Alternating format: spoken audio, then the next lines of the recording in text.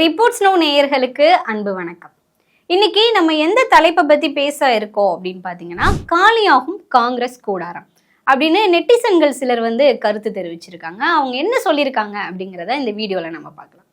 டெல்லியில பாத்தீங்கன்னா சமீபத்துல சட்டசபை தேர்தல் நடைபெற்றது. இந்த சட்டசபை தேர்தல்ல 27 ஆண்டுகளுக்கு பிறகு பாஜக வெற்றி பெற்று அங்க ஆட்சி அமைச்சிருக்காங்க.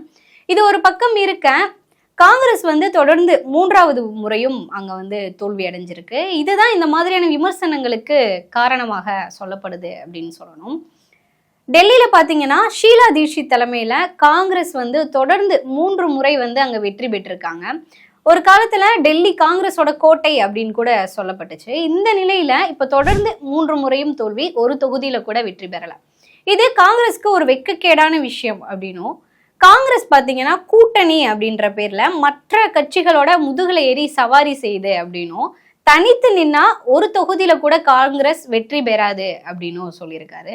அது மட்டும் இல்லாம ஒரு சில மாநிலங்களை தவிர சில மாநிலங்கள்ல இருக்க பிராந்திய கட்சிகளோட கூட்டணி வச்சுட்டு அங்க ஒரு சில தொகுதியில மட்டுமே வெற்றி பெற்று அவங்களோட மனசை அவங்களே ஆறுதல் படுத்திக்கிறாங்க அப்படின்னும், காங்கிரஸ் கட்சி பாத்தீங்கன்னா ஒரு தேசிய கட்சி மாதிரி செயல்படாம ஒரு பிராந்திய கட்சி போல் தேசிய நலனை கருத்துல கொள்ளாம மதவாதிகளோடும் பிரிவினைவாதிகளோடையும் சேர்ந்து கூட்டணி வச்சதுதான் காங்கிரஸின் இந்த படுதோல்விக்கு காரணம் அப்படின்னு அதுல சொல்லப்பட்டிருக்கு.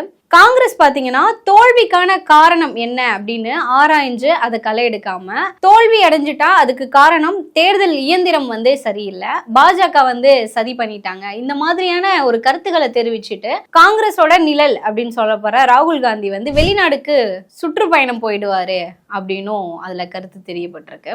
கட்சிக்கு உழைப்போரை கண்டுகொள்ளாமல் குடும்பம் தான் கட்சி அப்படின்னு இருக்க காங்கிரஸ்க்கு இந்த தோல்வி தேவைதான் அப்படின்னும் சொல்லியிருக்காங்க. அது மட்டும் இல்லாம சுதந்திரத்துக்கு பின்னாடி காங்கிரஸ் கட்சியை கலைச்சுடணும் அப்படின்ற காந்தியோட எண்ணத்தை இப்போ சோனியாவோட வாரிசுகள் நிறைவேற்றிட்டு வரதா அதுல கருத்து தெரியப்பட்டிருக்கு.